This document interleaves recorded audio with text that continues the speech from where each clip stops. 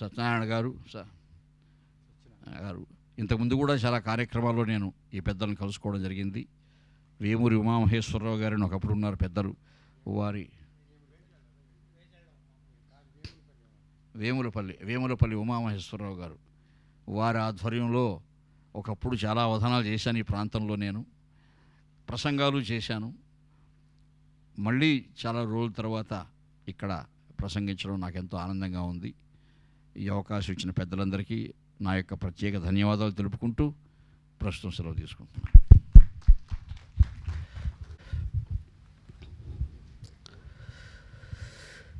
విద్వత్తంచ నృపత్వంచ నయనతుల్యం కదాచన స్వదేశే పూజ్యతే రాజా విద్వాన్ సర్వత్రా పూజ్యతే.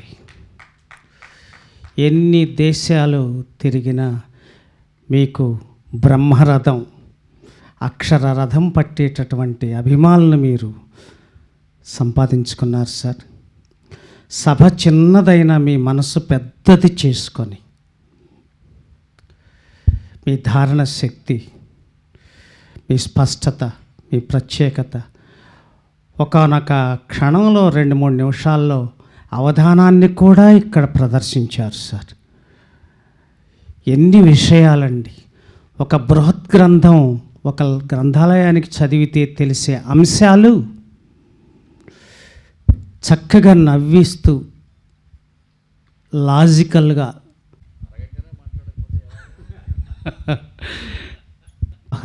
వీటన్నిటికి కూడా కనీసం మీతో ఒక 3 గంటలైనా మాట్లాడింపజేసుకుంటే తప్ప ఇన్ని విషయాలు మాకు ఇంకా ఎన్నో విషయాలు. గుజ్జర్లమూడి కృపాచారి గారు పరిచయం చేయక్కర్లా, నేను తెలిసిన దాన్ని మళ్ళీ పరిచయం చేస్తుంటే కాలయాపన, కాలాపహరణ.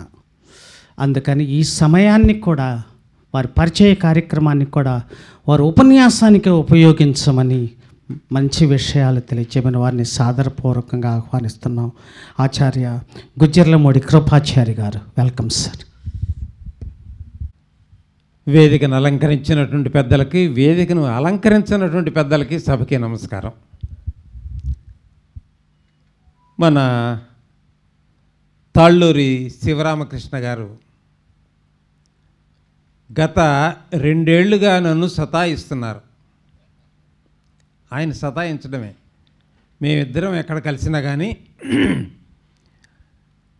ఉదయ్ శంకర్ ఏజెన్సీస్లో కూర్చుని కాసేపు మాట్లాడుకుందాం అనుకున్న వాళ్ళం కనీసం 2-3 గంటలు అలా నడిచిపోయేది.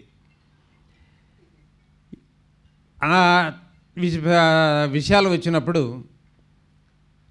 ఈ ఎనాటమీ ఆఫ్ యోగాను గురించి చాలా విస్తృతంగా మాట్లాడుకునేవాళ్ళం. నిజానికి ఎనాటమీ ఆఫ్ యోగా గురించి చెప్పాలంటే ఆయన రాసినటువంటిది చాలా చిన్న పుస్తకం.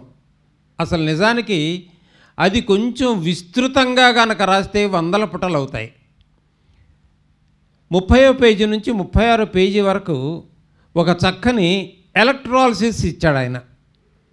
విషయం ఏమిటంటే ప్రపంచంలో ఉండేటటువంటి జీవులన్నిటిలో మానవుడిది ఓ ప్రత్యేకమైనటువంటి పద్ధతి. మనిషికి ఉండేటటువంటి శక్తి, ఇప్పుడు మన మెడసన్ మోహన్ గారు ధారణ శక్తిని గురించి చెప్పారు. ధారణ శక్తితో పాటుగా మనిషికి ఉండేటటువంటి ఎలక్ట్రానిక్ పవర్, శరీరంలో ఉండేటటువంటి శక్తిని గురించి ఆయన 30 పేజీల్లో చాలా చక్కగా డిస్కస్ చేశారు. ఎందుకు ఈ విషయాన్ని ప్రస్తావిస్తున్నానంటే మనిషికి ఉండేటటువంటి శక్తుల్లో అతి ముఖ్యమైనటువంటిది మనం మనిషికి ఉండేటటువంటి శక్తిని గురించి బేరీజు వేస్తే our body is a magnet. మన శరీరం ఒక అయస్కాంతం లాంటిది. అంటే అయస్కాంతం లాంటిగా ఉండేటటువంటి ఈ శరీరం ఇది దేనినైనా సరే అట్రాక్ట్ చేసేటటువంటి ఒక గొప్ప స్థాయి ఉంది. అంటే దీనిని ఆయన చెప్పినటువంటి మాటల్లో కొంచెం తేలికగా కనుక విశ్లేషించడం జరిగిందంటే ఎలాగంటే, మనకి 2 చేతులు కనుక పెట్టుకుని ఉన్నట్లయితే ఈ 2 చేతులు ఇలా అరచేతులు, ఒక అరచేతిని మరొక అరచేయి కనుక చూస్తూ ఉంటే వాటిని అలాగే మనం ఆ రెండు చేతులను కనుక చూస్తే ఒక 5 నిమిషాల్లో రెండు అలా అలా అలా వచ్చి అంటుకుంటాయి. ఇది ఎలక్ట్రిక్ ఉండేటటువంటి శక్తి. ఈ ఎలక్ట్రిక్ ఉండేటటువంటి శక్తిని శరీరం బాడీ మ్యాగ్నెట్ అని అంటున్నాం. ఇది ఆయన చాలా అద్భుతంగా విశ్లేషించారు బాడీ శరీరానికి. దీనిని మన జీవితంలో జరిగేటటువంటి వాటికి గనక అన్వయం చేసుకుంటే, పెళ్ళికి సంబంధించింది ఒక చిన్న ఉదాహరణ దానికి ఇస్తాను. మనకి పెళ్ళిలో సరిగ్గా ముహూర్త సమయానికి తల మీద బెల్లం జీలకర్ర పెట్టిస్తారు. ఏం తల మీద బెల్లం జీలకర్ర తల మీద ఎందుకు పెట్టాలి? అరిచేతిలో పెట్టచ్చు కదా, గోరింటాకు పెట్టినట్టు. తల మీద ఎందుకు పెట్టాలి? అది కూడా నడినెత్తిన ఈ బ్రహ్మరంధ్రం మీదే పెట్టాలి. దీనికి ఓ పద్ధతి ఉంది. అంటే అది పెట్టడం కూడా ఏమిటి, బెల్లము జీలకర్ర రెండూ పెట్టాలి. బెల్లము జీలకర్ర రెండూ కలిపినప్పుడు ఏమవుతుందంటే అయర్న్ కంటెంట్ ఏర్పడుతుంది, ఇనుము పదార్థం ఏర్పడుతుంది. మన శరీరం మ్యాగ్నెట్ అయినప్పుడు ఈ శరీరానికి ఆకర్షించుకునేటటువంటి శక్తి బెల్లానికి జీలకర్రకు ఉన్నప్పుడు తల మీద పెడతాం.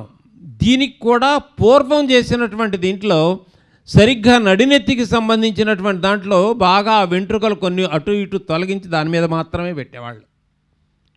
ఒకరి చేతులు తీసుకెళ్ళి వేళ్ళు చివరి కొలకలు తీసుకెళ్ళి మరొకరి తల మీద పెట్టినప్పుడు ఏమవుతుందంటే యానోడు క్యాథోడ్గా మారి ఒకరి నుంచి విద్యుత్ అయస్కాంత తరంగాలు ఒకరి నుంచి మరొకరికి వెళ్తాయన్న భావన చేత మన పూర్వీకులు చేయించినటువంటి పద్ధతి అది. దీనిని ఆయన 36వ పేజీలో చాలా స్పష్టంగా సూక్ష్మంగా చెప్పారు. అది నాకు చాలా బాగా నచ్చింది ఆ విషయం. అంటే యానోడు క్యాథోడు సైన్స్కి సంబంధించింది, ఎలక్ట్రాలసిస్కి సంబంధించింది, అవర్ బాడీ అయస్కాంత ధ్రువానికి సంబంధించినటువంటి విషయాలను గురించి చెప్పారు. అలాగే ఆత్మని పరమాత్మని గురించి విశ్లేషించినప్పుడు అదొక పెద్ద అమూర్త పదార్థం, ఎంత చదివినా అర్థం కాదు. నాకు 2-3 ఫోన్లు చేసి, మేషారు ఎనాటమీ ఆఫ్ యోగా మీరు చదివారా, మీకు ఏమైనా అర్థమైందంటే నేను అర్థం చేసుకోవడానికి ప్రయత్నం చేస్తున్నాను అన్నాను. నేనైతే తిరిగి నేను అదే ప్రశ్న వేశాను, మీకేమైనా అర్థం? నా చస్తే అర్థం కాలేదండి, ఆ పుస్తకం 2-3 సార్లు ప్రయత్నం చేశాను, అలాగే మళ్ళీ టేబుల్ మీద పెట్టేశానండి అని. ఒక పని చేయి, పుస్తకాన్ని తీసి దానితో పాటు రెఫరెన్స్ బుక్స్ లాగా ఉండేటటువంటి వాటిని కూడా నువ్వు కొంచెం జాగ్రత్తగా అనలైజ్ చేస్తే ఒక్కొక్క పుస్తకానికి ఒక్కొక్క పుటకు నీకు 1-2 నెలలు పడుతుంది, కొంచెం జాగ్రత్తగా చదవండి అని అన్నా. దీనిని మనకి యూనివర్సల్ ఎనాటమీకి సంబంధించింది, యూనివర్సాలిటీకి సంబంధించినటువంటి విషయాల గురించి చెప్పుకుంటే దీనిని ఆత్మని కేంద్రంగా తీసుకున్నాడు ఆయన. ఆత్మని కేంద్రంగా తీసుకుంటే దేనికి ఆధారం అవుతుంది, ఒక ఆధారము ఆధేయము అనేటటువంటి దాని గురించి ఆయన విశ్లేషణ చేస్తే ఆత్మనేమో సెంట్రలైజ్ చేశారు. అంటే ప్రధానమైనటువంటి భూమిక ఆత్మ అయితే ఆత్మకు ఆధారం ఏముంది, అది దేని మీద ఆధారపడాలి? ఆత్మ ఊరికట్లా గాలిలో వేలాడుతూ ఉండటానికి లేదు కదా. ఈ ఆత్మ దేని మీద ఆధారపడిందంటే మనిషి మీద ఆధారపడింది. నువ్వు నేనే, మనందరిలో ఆత్మ ఉన్నంత వరకే ఒక జీవుడిలాగా మనం ఉంటున్నాం. అంటే ఆత్మకి ఆధారమైనటువంటి వ్యక్తి మానవుడే, అది స్పష్టం. మరి భగవత్ సృష్టిలో ఇంత గొప్పవాడైనటువంటి మానవుడు, మరి మానవుడికి ఒక ఆధారం ఉండాలి కదా. మరి వాడికి వచ్చేటటువంటి ఆధారం ఏమిటి? మన శరీరంలో ఉండేటటువంటి వాటిల్లో ఏదో 206 ఎముకలు ఉన్నాయి అనేటటువంటి మాట చెప్తారు. నిజానికి ఏంటంటే తమాషా, 206 ఎముకలు స్త్రీలకు ఉంటాయి, 205 ఎముకలు పురుషులకు ఉంటాయి. పురుషుడికి ఉండేటటువంటి వాటిలో ఒక ఎముక తక్కువ. ప్రపంచవ్యాప్తంగా ఎక్కడైనా ఎనాటమీ ప్రొఫెసర్లను ఎక్కడైనా అడగండి, మెడికల్ దీంట్లో ప్రతి పురుషుడికి 205 ఉంటాయి, ప్రతి స్త్రీకి 206 ఎముకలు ఉంటాయి. ఈ లెక్క ఆయన చెప్పలేదు, కానీ ఎనాటమీని గురించి మాత్రం ఈయన స్పష్టం చేశారు. అంటే మనిషికి, ఆత్మ నుంచి మనిషికి ఆధారమైనటువంటిది ఏమిటి అంటే మనిషిలో ఉండేటటువంటిది నీరు. అంటే 90% నీరే ఉంది మనిషికి. ఈ నీటికి ఎంత శక్తి ఉందో శరీరంలో, ఆ శక్తిని గురించి చెప్పడానికి వచ్చేటటువంటి దానికి మరి నీటికి ఆధారం ఏమిటి? నీరంటే మనం చెప్తున్నాం, సైన్స్ వాళ్ళు చెప్తారు H2O అనేటటువంటి దాన్ని మనం ఏదో చెప్పుకుంటాం. చిన్నప్పుడు కూడా 6వ తరగతిలోను 7వ తరగతిలోను చదువుకున్నాం, బాగుంది. ఈ నీటికి ఆధారమైనటువంటిది ఏముంది? గాలి. గాలి లేకపోతే అసలు ప్రపంచమే లేదు. అది దానివల్లనే నీరు కూడా ఏర్పడుతుంది. ఉదయాన్నే 1%, ఆక్సిజన్ 2%. అంటే ఇది ఆధారమైనటువంటి వాయువునికి సంబంధించినటువంటిది అది. మరి గాలి కూడాను ఏదో ఒక దానికి ఆధారం ఉండాలి కదా. అంటే ప్రతిదానికి ఆధారం ఆధేయం, ఆధారం ఆధేయం, ఈ విధంగా. మరి గాలికి ఆధారమైనటువంటిది ఏమిటి? చెట్టు. వృక్షాలు లేకపోతే ప్రపంచమే లేదు. అందుకే మన టీటీడీ మొదటి నుంచి కూడాను చాలా చక్కని క్యాప్షన్, నాకు చాలా ఇష్టమైనటువంటి, వృక్షో రక్షతి రక్షిత. అదాన్ని రక్షిస్తేనే మనం ఏమవుతాం, మనం బతుకుతాం రా బాబు అని చాలా చక్కని, నాకు చాలా ఇష్టమైన క్యాప్షను. అది ఎప్పుడు ఎన్నిసార్లు చిన్నప్పటి నుంచి చదువుతున్నా సరే చాలా ఇష్టమైనటువంటి మాట అది.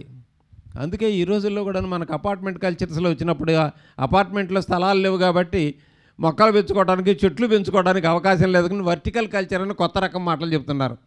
అంటే నిలువుగా పెంచుకోండి మొక్కలు, చక్కగా ఆకాశం అంత ఎత్తున ఉండేటటువంటి ఆకాశహర్మ్యాలకు కూడాను చక్కగా మొక్కలు పెడితే వాటి నుంచి కనీసం ఏదో గుప్పిడి గాలైనా వస్తుంది అని.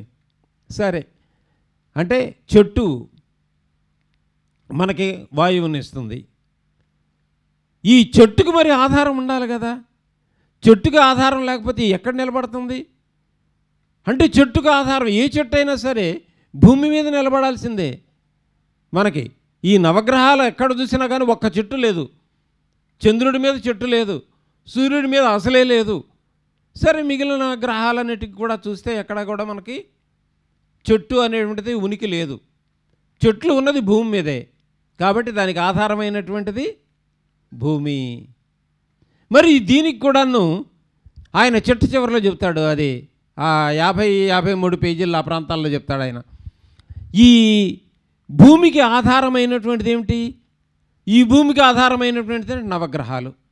అన్నీ ఒక గ్రహానికి దానికి ఏ విధంగా ఒకదాన్ని ఒకటి ఆకర్షించుకొని ఇది నిర్ణీతమైనటువంటి పరిధిలో పరిభ్రమిస్తూ ఉన్నాయి.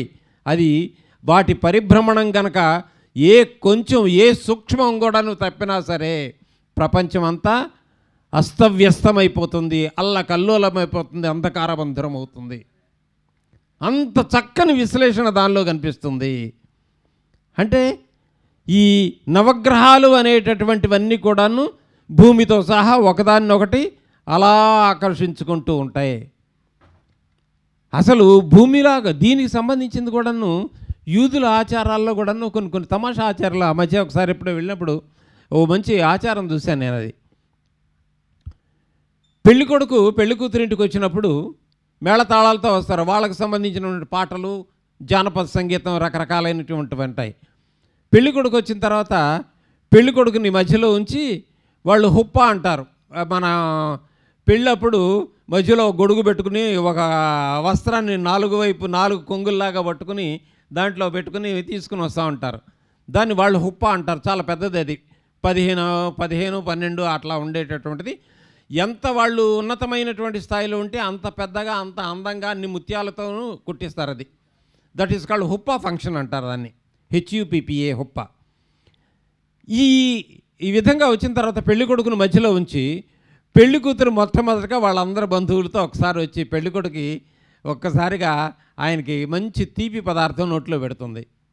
ఏమిటయ్యా అంటే ఆ తీపి పదార్థం కూడాను తేనె, ఖర్జూరం, పాలు కలిపినటువంటి పదార్థం మొట్టమొదటిగా పెడుతుంది.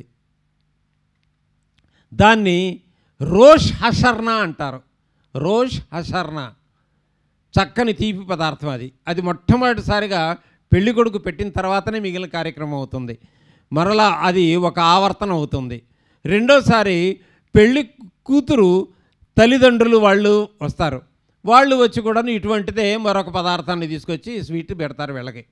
అట్లా 3 రౌండ్లు, మూడో రౌండ్కి వచ్చేటప్పటికి మన 3 రౌండ్ అంటే వాళ్ళు 3 ఆవర్తనం చెందటం అనేది.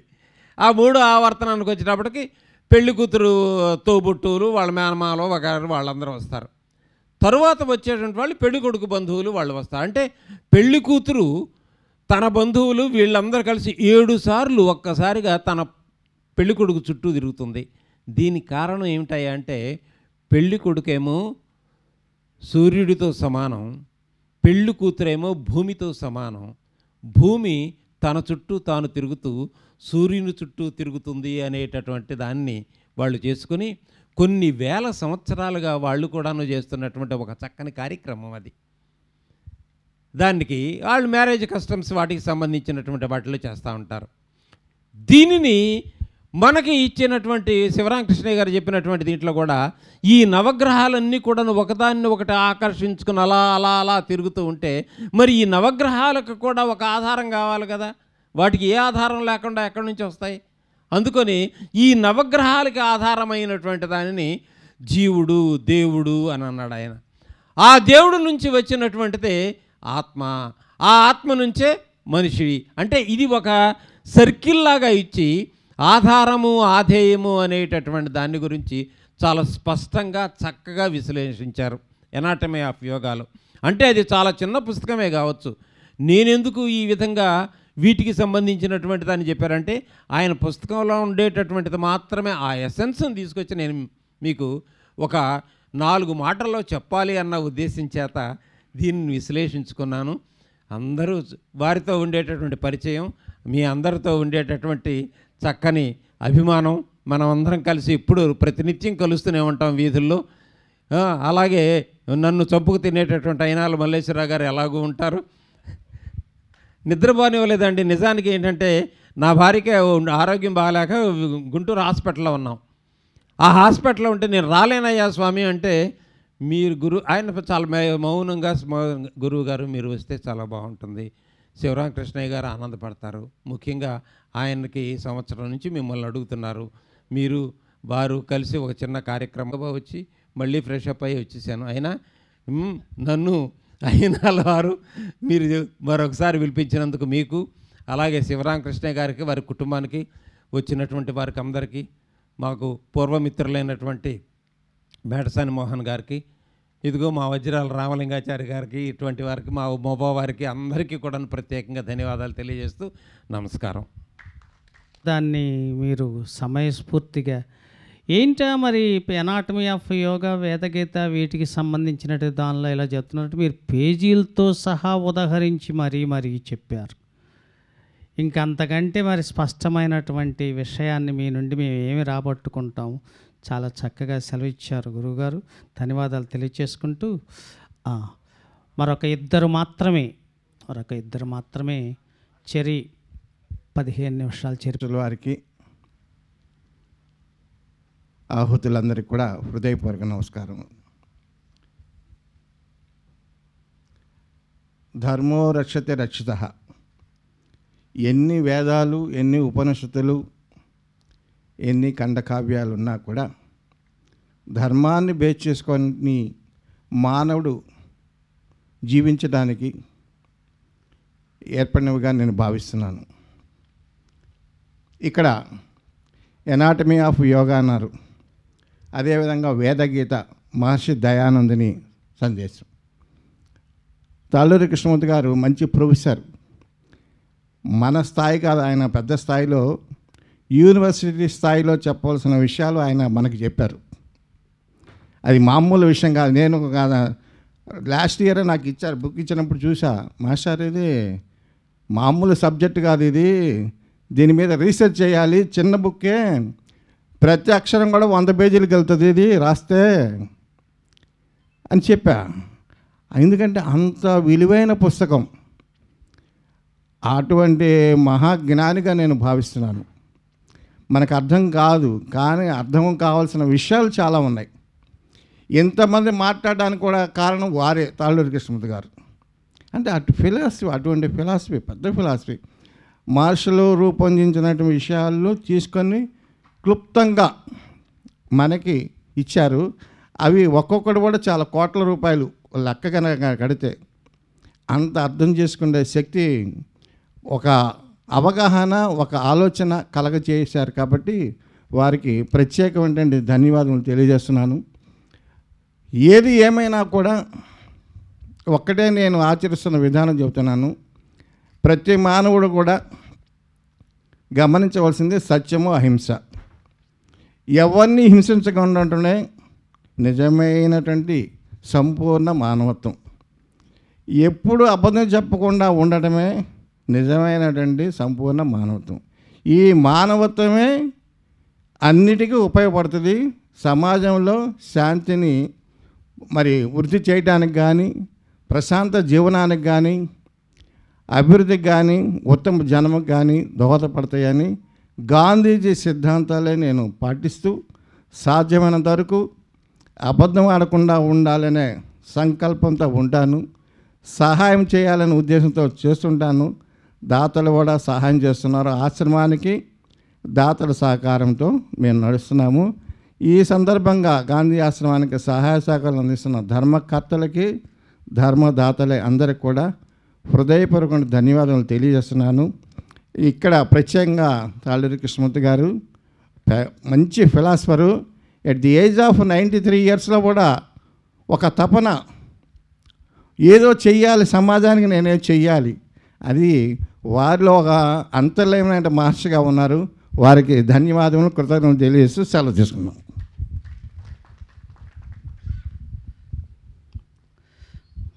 ధన్యవాదాలండి. సత్యం, ధర్మం, అహింస 3 మాటల్ని 3 నిమిషాల్లో చక్కగా ముగించారు సార్. ధన్యవాదాలు. చివరిగా మవ్వ సత్యనారాయణ గారు, విశ్రాంత ప్రధాన ఉపాధ్యాయులు, అధ్యక్షులు, సీనియర్ సిటిజన్స్ అసోసియేషన్ తెనాలి. ప్రియమైన శ్రోతలారా, ప్రేక్షకులారా, మీ అందరికీ ఒక ప్రకటన. ఇది అయిపోయిన వెంటనే క్రింద సెల్లార్లో డిన్నర్ ఏర్పాటు చేయడం అయినది. దయచేసి అందరూ కూడా అతిథులతో పాటు మనందరం కూడా ఆ డిన్నర్ తీసుకొని డిస్పర్స్ అవుదామని సవినయంగా తెలియచేసుకుంటూ, దయచేసి అందరూ క్రింద సెల్లార్లో ఏర్పాటు చేస్తున్నాం. దయచేసి ఆ డిన్నర్ తీసుకున్న తర్వాతనే మనం డిస్పర్స్ అవుదాం. ఇప్పుడు మోవా సత్యనారాయణ గారు, వెల్కమ్ సార్.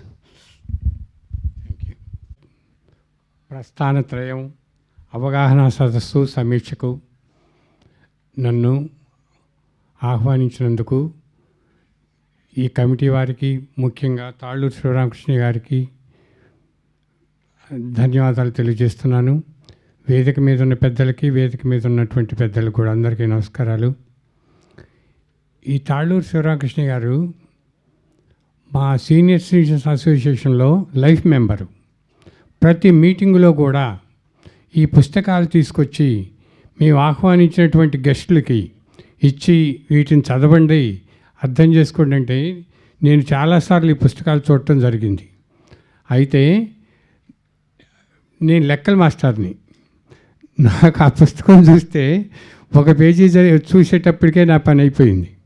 అయితే ఆయనకున్న తపనను చూస్తే మా అసోసియేషన్లో ఈయన మెంబర్ కావటం మేము ఎంతో అదృష్టంగా ఆలోచిస్తాం. ఎందుకంటే ఆయన ప్రజలకి ఏదో ఒకటి చెప్పాలనే తపన, ఆ తపనతోటే ఈ పుస్తకాలు రాసి ఎక్కడైనా సరే మా అసోసియేషన్లో కానీ ఇంకా ఇతరత్ర సభలు జరుగుతుంటే వచ్చి పెద్దవాళ్ళు గోపాలకృష్ణ గోఖలే కానీ, పోతే జాస్తి చలమేశ్వర్ గారు కానీ, ఇంతకుముందు మా అసోసియేషన్కి జాస్తి చలమేశ్వర్ గారు కూడా వచ్చారు. అప్పుడు కూడా వీరు ఆ పుస్తకాలు తీసుకొచ్చి ఇచ్చి ఎంతో తపనతోటి చదవాలి అనే ఉద్దేశంతో ఇచ్చారు. వారికి మా అసోసియేషన్ తరఫున ధన్యవాదాలు తెలియజేస్తున్నాం. ఇక జాస్తి చలమేశ్వర్ గారు 2016లోనే మా సీనియర్ సిటిజన్ అసోసియేషన్కి గెస్ట్గా వచ్చారు. అప్పుడే వారితో నాకు పరిచయం ఏర్పడింది. అప్పుడు వారికి నేను ఆ రోజు మా అసోసియేషన్లో ఫోటో ఇవ్వలేకపోయాం, ఈరోజు ఇస్తే ఆయన అంటున్నాడు, నేను తెనాలి వచ్చేటప్పుడు అనుకున్నానండి, తెనాలి వచ్చాను, ఒక్కసారి గుర్తు కూడా ఏమీ లేదనుకున్నాను, మీరు తీసుకొచ్చి నాకు ఈరోజు ఫోటో ఇచ్చారు, చాలా సంతోషంగా ఉంది అన్నారు. ఆ తర్వాత మేడ్సాని మోహన్ గారు చిలుమూరులో అష్టావధానం చేశారు. తర్వాత ద్విగుణిత అష్టావధానం, తర్వాత వాసవి కన్యకాపుర దేవస్థానంలో భాగవతం సప్తాహంలో నేను విన్నాను అన్ని రోజులు. ఆయన ధారణ శక్తే కాదు, ఆయనకి సమయస్ఫూర్తి కూడా వారికి ఉంది. వారికి మనందరి తరఫున ధన్యవాదాలు తెలియజేస్తాను. ఎందుకంటే చిలుమూరులో జరిగిన సభలో అంటే అష్టావధానంలో ఒక అతను లెగిసి, అంటే చిలుమూరు కాలేజీ ప్రిన్సిపాల్ గారి ఇంటి పేరు కొలసాని వారు, అప్పుడు మీకును మేడసాని వారికి సంబంధం ఏంది, కొలసాని వారికి మేడసాని వారికి సంబంధం ఏంటంటే మా ఇద్దరికి సాని ఒక్కటేనండి అన్నారు. అంటే ఎంత సమయస్ఫూర్తితో చూడండి. ఆ రోజు నుంచి నేను ఆయన ఇక్కడ తర్వాత వాసవి కన్యకాపుర దేవస్థానంలో 3 రోజుల పాటు 3 రోజులు అనుకుంటాను, 5 రోజులు 5 రోజులు నేను వెళ్ళేవాడిని. ఆ తర్వాత ఇక కృపాచార్య గారి గురించి చెప్పే పని లేదు. మా సీనియర్ సిటిజన్ వెల్ఫేర్ అసోసియేషన్లో మాకు పర్మనెంట్ గెస్ట్, ముఖ్య అతిథి.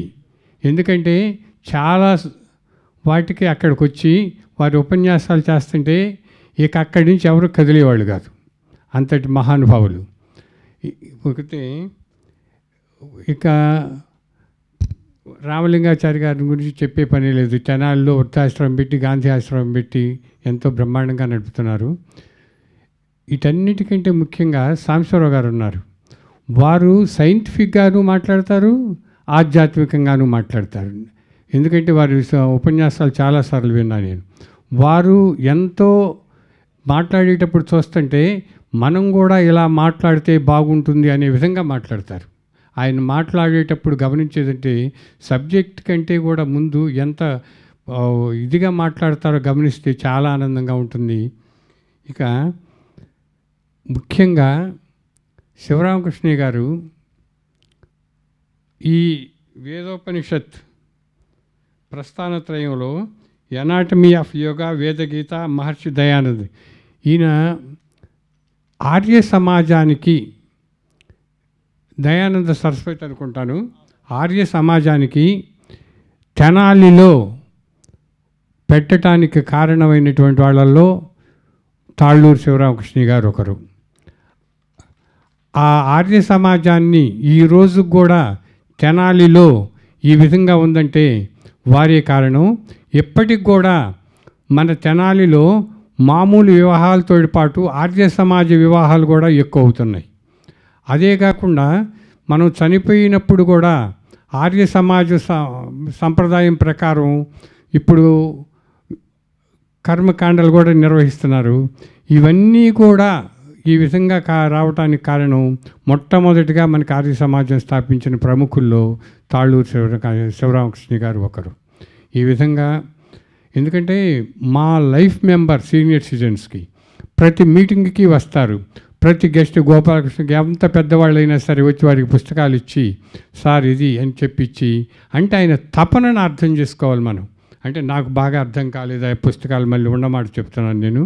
ఎందుకంటే చదివాను కానీ ఇప్పుడు కృపాచారి గారు చెప్పారు, మేడ్సాని మోహన్ గారు చెప్పారు, వాళ్ళ లెవెల్ కింద నా లెవెల్. ఎందుకంటే నేను ఎవరికైతే లెక్కలు చెప్పుకునేవాళ్ళమే కానీ అంత నాలెడ్జ్ ఉండడం కాదు. ఈ విధంగా నాకు ఈ అవకాశం కల్పించినటువంటి తాళ్ళూరు శివరామకృష్ణ గారికి, మిగిలిన సభ్యులందరికీ, అయినాల మల్లేశ్వర గారి నుంచి చెప్పక్కర్లేదు, జగమెరిగిన బ్రాహ్మణుడికి జంజమేలని, తర్వాత వెంపటి సత్యనారాయణ గారు మాకు కూడా లైఫ్ మెంబరు, ఈ అయినాల మల్లేశ్వర గారు కూడా సీనియర్ సిటిజన్ లైఫ్ మెంబరు. వీరిద్దరూ కూడా మాకు ఆత్మీయులు. ఈ విధంగా ఇటువంటి సభలో ప్రసంగించడానికి కానీ రావటానికి కానీ ఇక్కడ ఈ వీళ్ళందరి పెద్దల మధ్య కూర్చోవటానికి కానీ నాకు అవకాశం కల్పించడం అదృష్టంగా భావిస్తూ ధన్యవాదాలు తెలియజేస్తున్నాను. Thank you. యొక్క విశిష్టతను తెలియజేస్తూ ఒక పద్యాన్ని వినిపిస్తాను. Check check hello.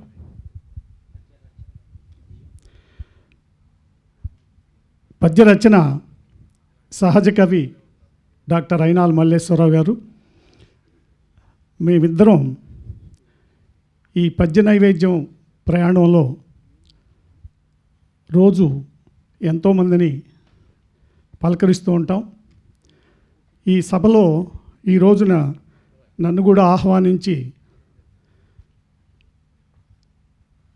సరస్వతి పుత్రుల మధ్యలో కూర్చునే అవకాశాన్ని భగవంతుడు కల్పించాడని నేను మనస్ఫూర్తిగా వారందరికీ నా నమస్కారాలు తెలియజేసుకుంటున్నాను. ముందుగా ఒక మాట మేడసాని మోహన్ గారి గురించి చెప్పదలుచుకున్నాను.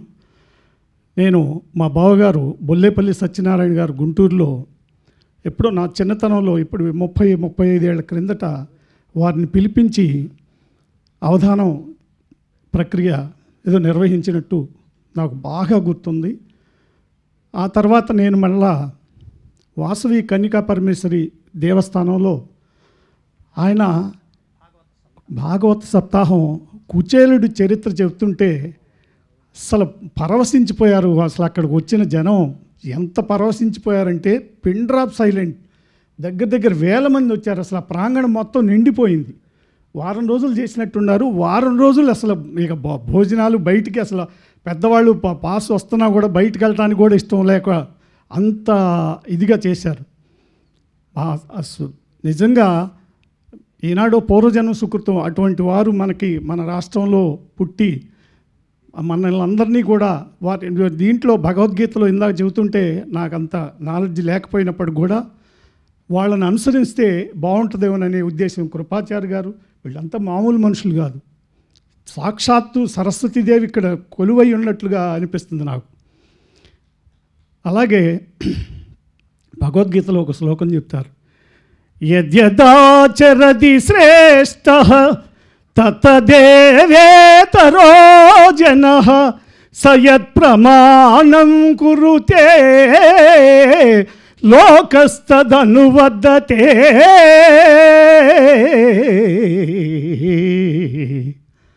ఉత్తములైన వారు ఏన్ని ఆచరిస్తారో ఇతరులు కూడా అదే ఆచరిస్తారని భగవద్గీతలో చెప్పడం జరిగింది.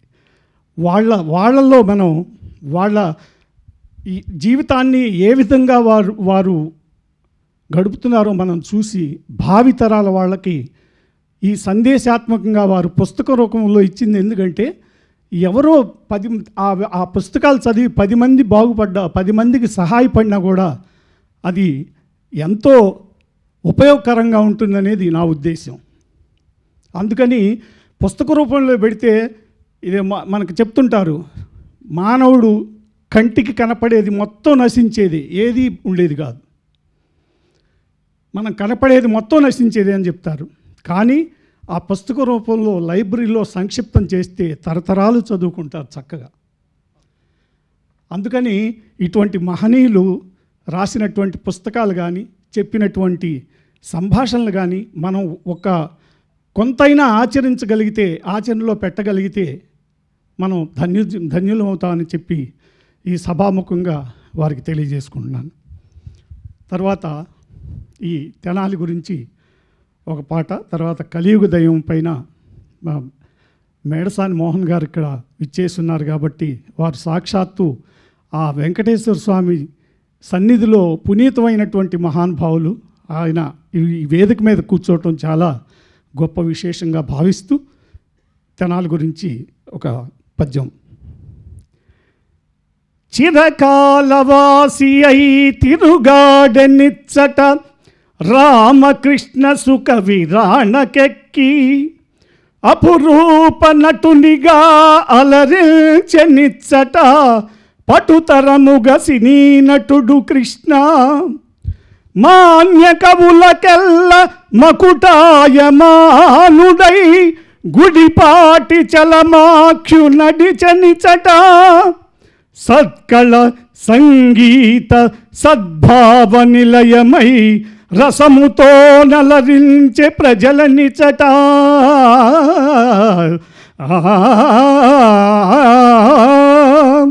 స్వాతంత్ర రంగాన ప్రబలముగా నిల్చి రణరంగ చౌకుగా ప్రబలనిచట. 3 కాల్వల తోట ముచ్చట గొల్పుచు కావిల్చు నిచ్చట కనుల విల్దు.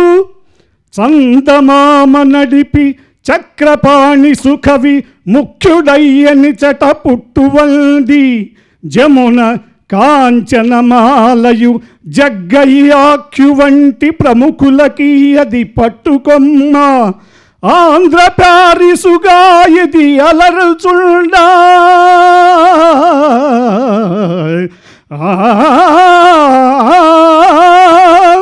ఆంధ్ర ప్యారిసుగా ఇది అలరుచుండా కళల కాణాచిగతనాలి పేరుగనెను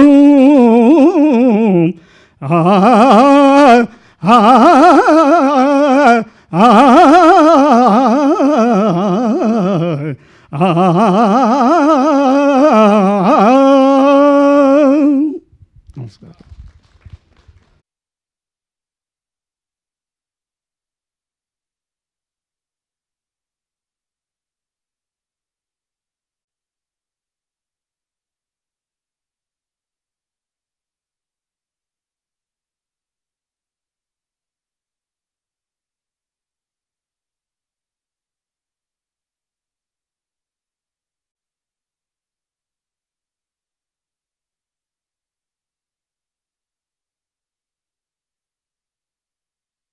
వెంకటేశ నమో తిరుమలేశ నమో వెంకటేశ నమో తిరుమలేశ మహానందమాయే ఓ మహాదేవదేవా మహానందమాయే ఓ మహాదేవదేవా నమో వెంకటేశ నమో తిరుమలేశ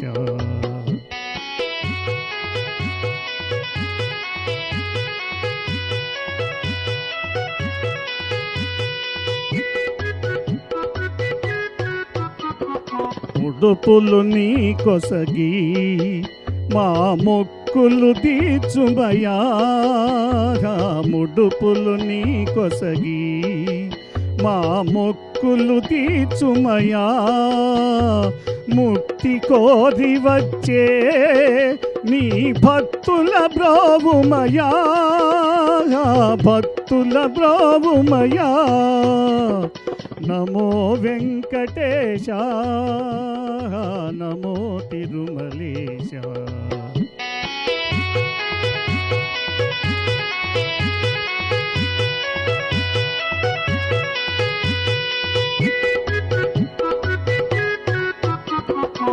నరకతుల్యమౌ ఈ భువి స్వర్గము చేయవయా నరకతుల్యమౌ ఈ భువి స్వర్గము చేయవయా మనుజులు నిన్ను చేరే పరమార్థము తెలుపవయా పరమార్థము తెలుపవయా నమో వెంకటేశ నమో తిరుమలేశ నమో వెంకటేశ నమో తిరుమలేశ నమో తిరుమలేశ నమో నమో తిరుమలేశ.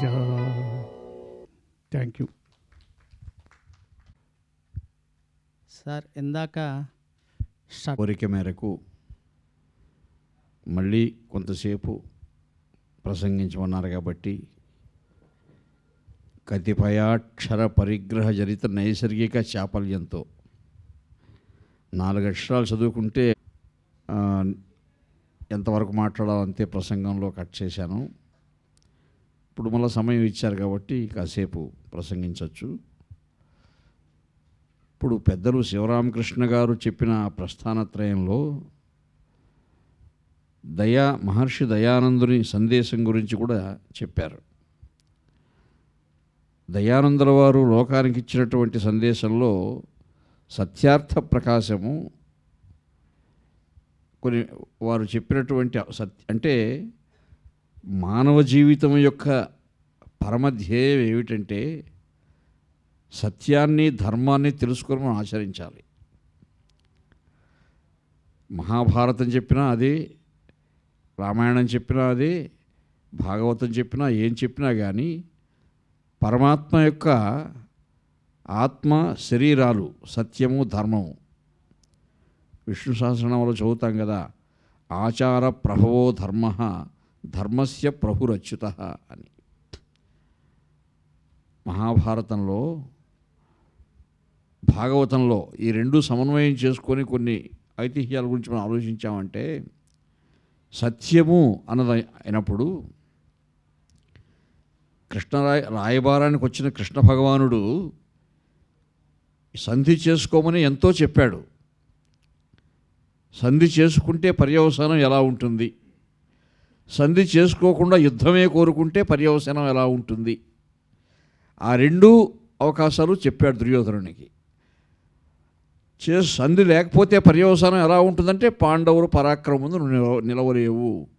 అది సారాంశం. ఆయనకి అది నచ్చలేదు. మాటి మాటికి అదే చెప్తూ ఉంటే వ్యాస మహర్షుల వారు గారు, తిక్కన గారు జాగ్రత్తగా ఒక పద్యం ఉంది అక్కడ, తేల్చి చెప్పేస్తాడు దుర్యోధనుడు ఒక మాట. ఏమును వారు పంచుకొని ఏరుట కలగదు. కృష్ణ, నువ్వు ఎన్ని చెప్పినా లాభం లేదు. ఇంకా మేము పాండవులు పంచుకొని రాజ్యం చేసేది ఇంక జరగదు. ఏమును వారు పంచుకొని ఏరుట కలగదు, పలకకుండు మింకేమియు.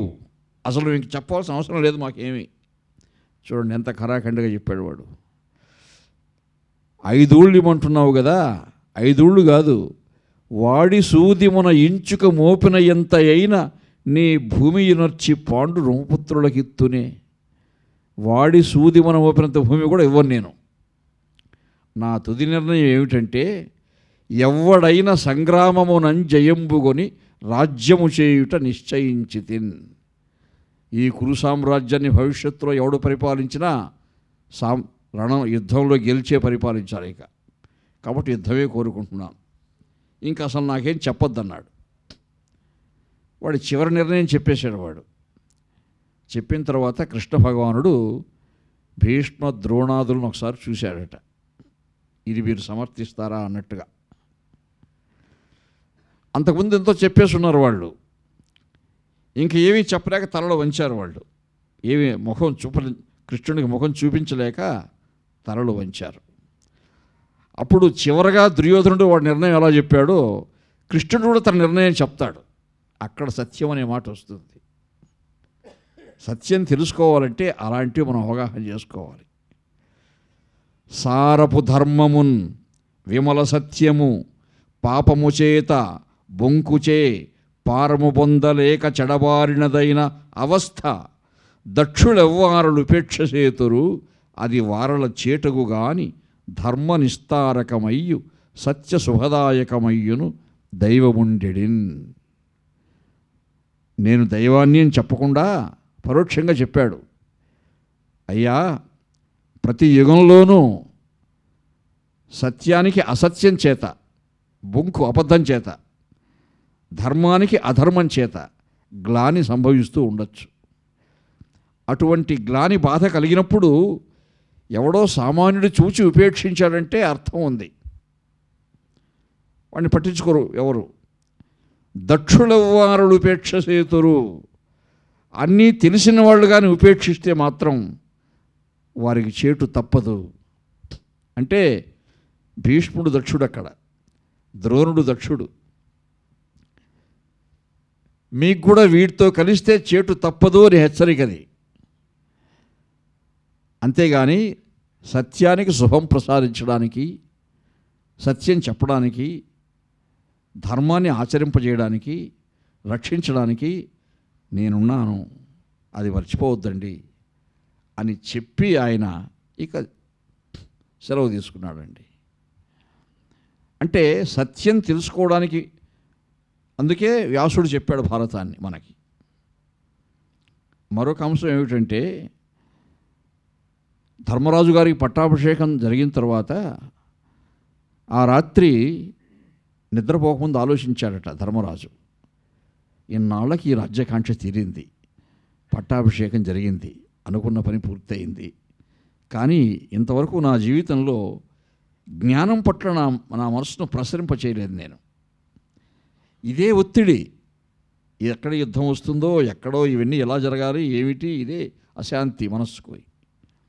కానీ మా తమ్ముడు ఎంత అదృష్టవంతుడు అర్జునుడు, శ్రీకృష్ణ ముఖారవింద వినిర్గిత మకరందమైనటువంటి జ్ఞానాన్ని ఆస్వాదించాడు వాడు భగవద్గీతగా. కాబట్టి నేను కూడా రేపటి నుంచి బావగారిని ఆశ్రయించి భక్తి జ్ఞాన కర్మయోగాలన్నీ తెలుసుకోవాలి అనుకున్నాడట. అనుకుంటే నిద్రపోయాడు. ఉదయం లేచాడు, కాలకృత్యాలు తీర్చుకొని, ఎక్కడున్నారు మా బావగారి కృష్ణుడు అంటే అర్జునుడి మందిరంలో ఉన్నాడు. ఇంకా అర్జునుడి మందిరంలో ఏం పని, నా మందిరంలో కదా ఉండాలా, ఇంకా చెప్తా ఉంటాడేమో వాడికి అనుకుంటూ అక్కడ నడిచిపోయాడట. అర్జునుడు అన్నగారిని లోపలికి తీసుకెళ్తే ఎక్కడ బావగారు అంటే పూజా మందిరంలో ఉన్నారన్నారు. పూజా మందిరంలోకి వెళితే కృష్ణ భగవానుడు ధ్యానం చేస్తూ ఉన్నాడండి. ఆయన ధ్యానముద్రలో ఉన్నాడు కూర్చొని కళ్ళు మూసుకొని.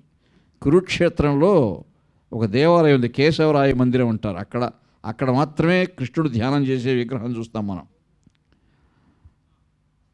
ఇదేమిటి, కృష్ణ బావగారు ధ్యానం చేస్తున్నారే, మనమంతా ఈయన గురించి ధ్యానం చేస్తాం, ఈయన ఊరిని గురించి ధ్యానం చేస్తున్నాడు, ఇది అర్థం నేను ఎప్పుడు ఈ భంగిమలో చూడలేదే బావగారిని అంటే, చేస్తూ ఉంటాడు, రోజు చేస్తాడు బావ ధ్యానము, నేనేం అడగలేదు అయితే ఆయన్ని అన్నాడు అర్జునుడు. తెలుసుకోవాలి కదయ్యా, మనమంతా ఆయన ధ్యానం చేస్తే అంటే.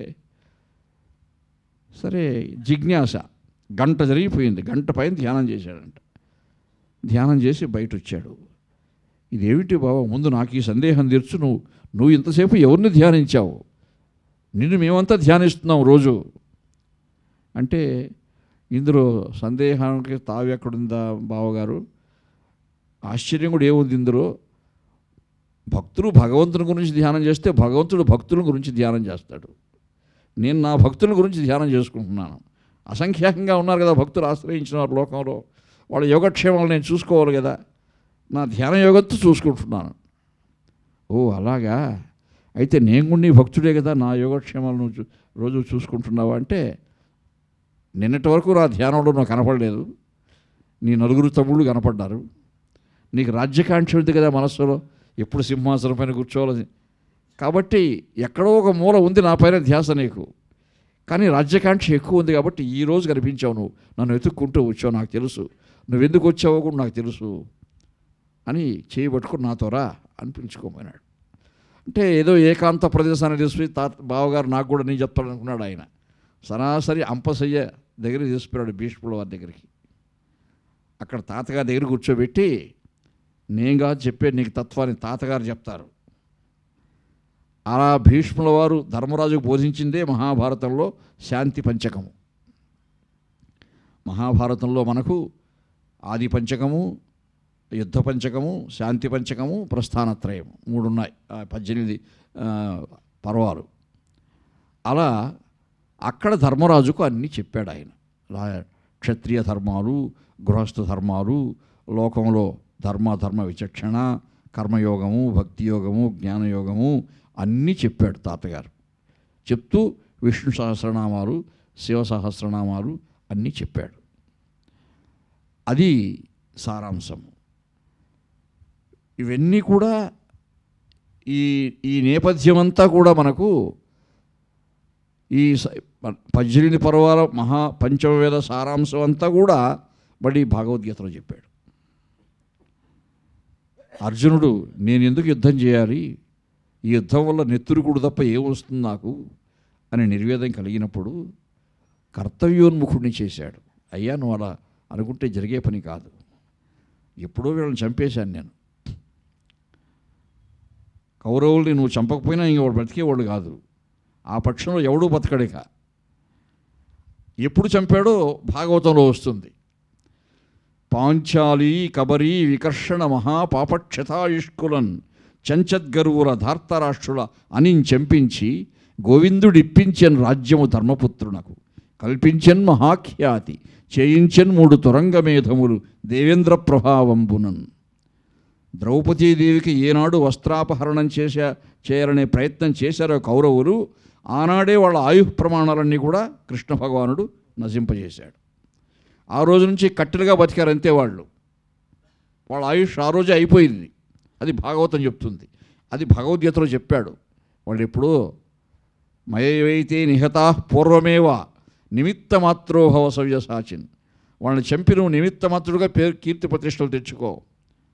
తస్మాత్వం ఉత్తిష్ట యశోలభస్వ అని భగవత్ తత్వాన్ని నిరూపించాడు అక్కడ. అంటే కృష్ణ భగవానుడు ద్రౌపది వస్త్రాపహరణం జరిగిన సమయంలో వస్త్రాపహరణం జరగనీయకుండా వస్త్రాలు అనుగ్రహించి, అది అందరూ చూశారు, భీష్మాదులంతా చూశారు ఆ లీలా విశేషాన్ని, నామ సంకీర్తనం చేశారు. కానీ 16 వన్నెలతో ధగద్ధగాయమానంగా వస్తున్నటువంటి ఆ పసిడి వల్కలములు, 16 వన్నె పసిండి వల్కలములై భాషించు ఆ ప్రకాశించే వస్త్రాలు, ఆ ధగద్ధగాయమానమైనటువంటి అంచుల వెలుగులు చూడలేక కౌరవులు మూర్ఛలినారట. కండ్లు జిగేలు మనిపిస్తూ ఉంటే, మిరుమిట్లు గురుపుతూ ఉంటే చూడలేక వాళ్ళు మూర్ఛలినంత పని అయిపోయింది వాళ్ళకి. కాసేపు లాగి దుశ్శాసనుడు కింద పడ్డాడు. వాడు అమ్మవారికి వస్త్రాభరణం జరగలేదు. వ్యాసుడు తిక్కనగా చెప్పలేదు, కానీ కొన్ని రామాయణం మనకు అనేక భాషల్లో కొన్ని వందల రామాయణాలు ఉన్నట్టే భారతీయ భాషల్లో వేరే భాషల్లో కూడా భారతాలు ఉన్నాయి. అక్కడ మనం చెప్పని కొన్ని విషయాలు ఉన్నాయి. ఏమిటంటే, ఈ దుర్యోధనుడు ఆ దుష్కార్యాన్ని చేసిన తర్వాత వీళ్ళు ఇంటికి పోయిన తర్వాత, వీడు రారాజు అయితే ఆయన పట్టపురాణి రారాణి కదా ఆమె భానుమతీదేవి. కర్ణాకర్ణిగా విన్నది సభలో జరిగిన వృత్తాంతాన్ని. ఏమండి మీరు రారాజు అనిపించుకొని ఇదే పని చేసేది మీరు ఆ కొలువులో ప్రజలను పరిపాలించే పనులా మీరు చేసేది ఆడవాళ్ళకు మానభంగాల? రేపు నన్ను కూడా ఉన్న మానభంగం చేస్తే రక్షణ ఉంది ఈ దేశంలో అని భర్తను పట్టుకొని బాగా వాయించింది. దుర్యోధనుడు చెప్పాడట, నువ్వు అనుకున్నట్టు ఏం జరగలేదు అక్కడ, ఎక్కడి నుంచో వస్త్రాలు వచ్చాయి ఆమెకు, మాకు అర్థం కాలేదు. తాతగారు భీష్ముడు చెప్పడమో కృష్ణుడు అనుగ్రహించాడని చెప్తున్నారు, మేము కూడా అది చూడలేక ఏదో కళ్ళు బిరిమిట్లు కలిపాయి, మాకు అయిపోయింది. ఆమె ఆశ్చర్యపడ్డదట విని, అవునా అలా జరిగిందా? ఆమెకు భగవంతుడని నమ్మకం ఉంది కృష్ణుడి పైన, ఇదేదో భగవన్ మహత్వం చూడాలా. ఇప్పుడు ఆ చీరలు ఎక్కడ ఉన్నాయంటే అక్కడే పడి ఉంటాయి, గుట్టగా పడి ఉన్నాయి, కుప్పగా పడి ఉన్నాయి అని చెప్పాడు. ఆమె చూడ్డానికి వచ్చింది. వస్తే సరిగ్గా 100 చీరలు ఉన్నాయటండి.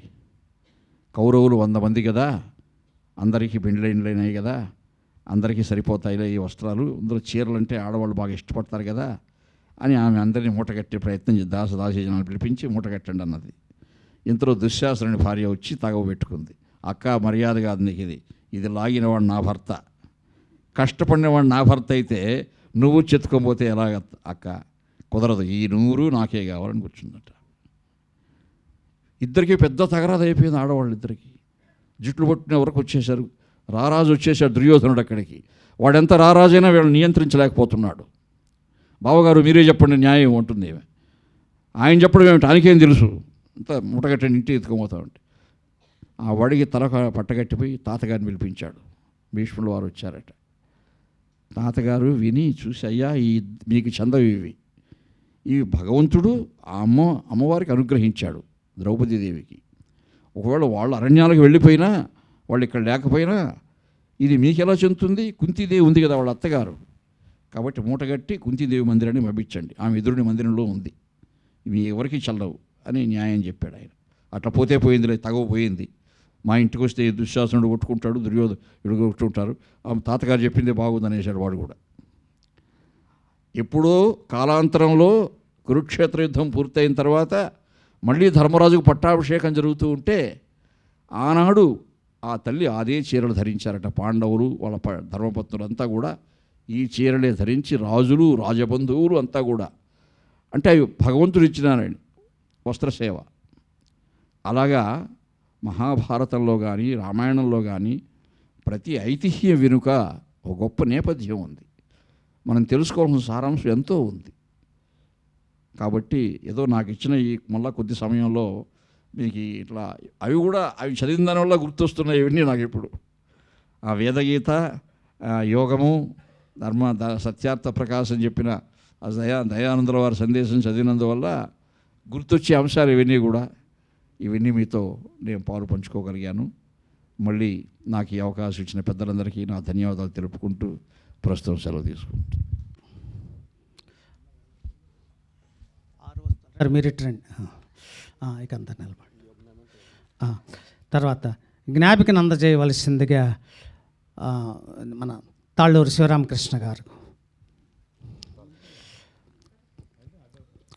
అట్లాగే ఒక పుస్తకం అందజేయవలసిందిగా చందు సాంబశివరావు గారు, మరొక పుస్తకాన్ని అందజేయవలసిందిగా మా గురువు గారు గుజ్జర్లమడి కృపాచారి గారు. మీరు వచ్చేయండి. తదుపరి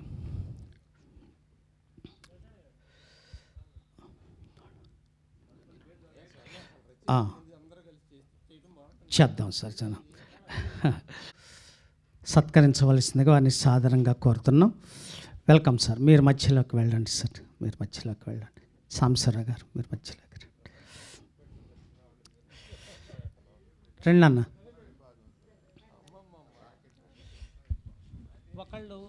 ఒకళ్ళు వెంపటి వారి దగ్గర ఆ వస్తువులన్నీ తీసుకొని బ్యాగులో పెట్టండి. ఒకరు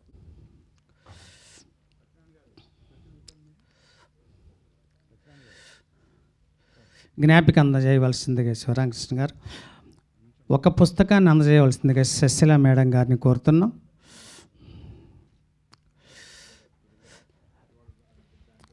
మరొక పుస్తకాన్ని అందజేయవలసిందిగా మొవ్వ సత్యనారాయణ గారిని కోరుతున్నాం. Welcome sir. ఇవ్వండి.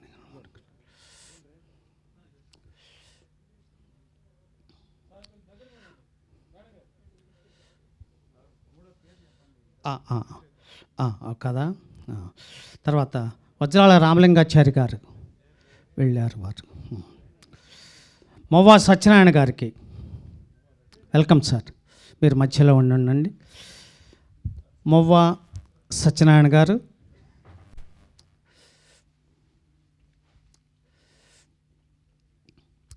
శాలువ, జ్ఞాపిక, శాలువ ముందుగా మేడసాని మోహన్ గారు వారు శాలువాతో సత్కరిస్తారు వారిని, మొవ్వ సత్యనారాయణ గారిని. జ్ఞాపిక అందజేయవలసిందిగా శివరామకృష్ణ గారు.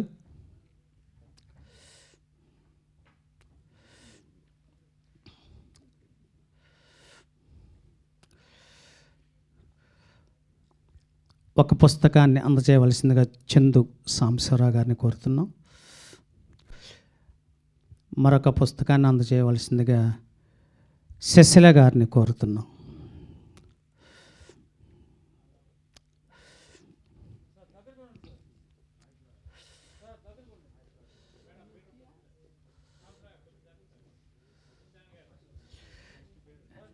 తదుపరి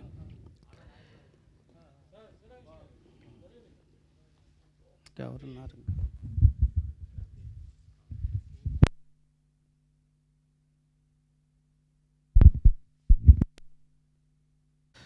జ్ఞాపిక అందజేయవలసిందిగా కృపాచార్య గారిని ఆహ్వానిస్తున్నా. కూతురు కనుక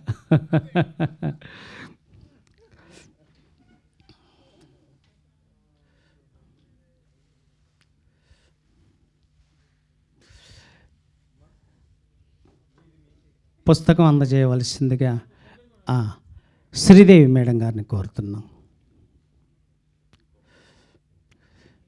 న్యూస్ రీడర్ మేడం గారు, శ్రీదేవి గారు న్యూస్ రీడరు, చక్కగా సభా వ్యాఖ్యానాలు చేస్తారు మేడం గారు. మరొక పుస్తకాన్ని మనకు కృపాచారి గారు అందజేస్తున్నారు.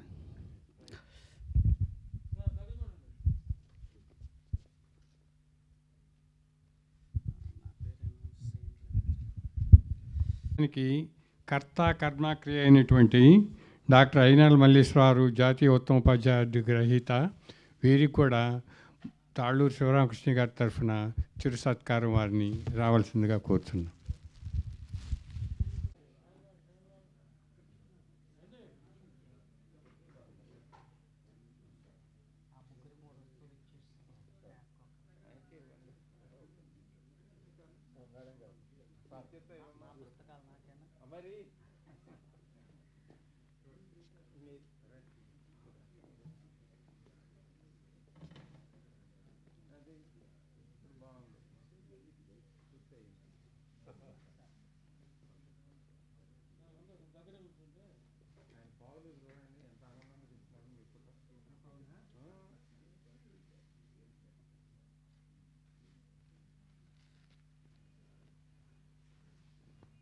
వారిని సత్కరించండి.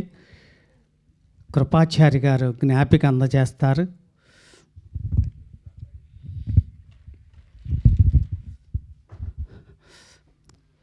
చందు సాంబశివరావు గారు ఒక పుస్తకాన్ని అందజేస్తారు.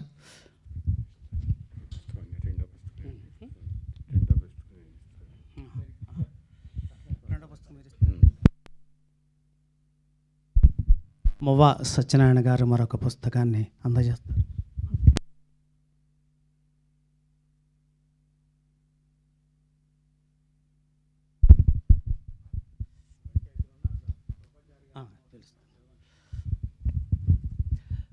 నిత్యం సంవత్సర యజ్ఞం అని 400 పద్యాలతో ఉన్నటువంటి సంవత్సరం పాటు సాగినటువంటి మా ఈ పుస్తకానికి, నేను రాసినటువంటి పుస్తకానికి వారు అభినందనలు అందజేశారు. ఇప్పుడు వారికి నేనే స్వయంగా ఈ పుస్తకాన్ని అందజేస్తున్నాను, సవినయంగా మనవి చేసుకుంటున్నాను.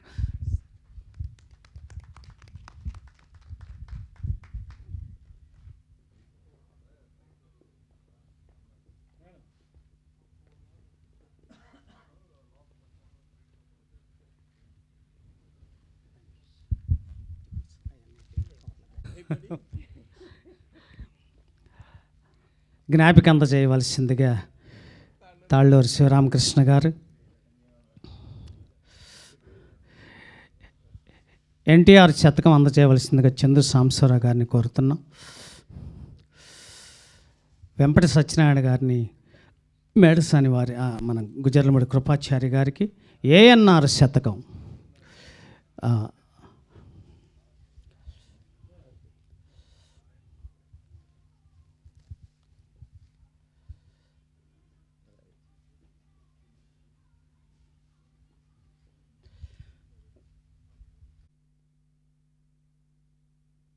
సత్కారం మేమందరం కలిసి కూడా ఈ కార్యక్రమాన్ని మా అందరికీ నిర్వహణ గావించినటువంటి అదృష్టం కల్పించినటువంటి తలా ఒక వస్తువు అందచేయండి అందరూ కూడా.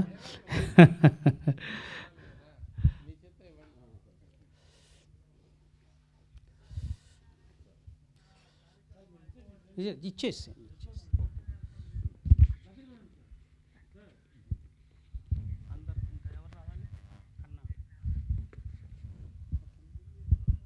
శ్రీదేవి మేడం గారు, వెల్కమ్. ప్లీజ్ ఒక్క నిమిషం.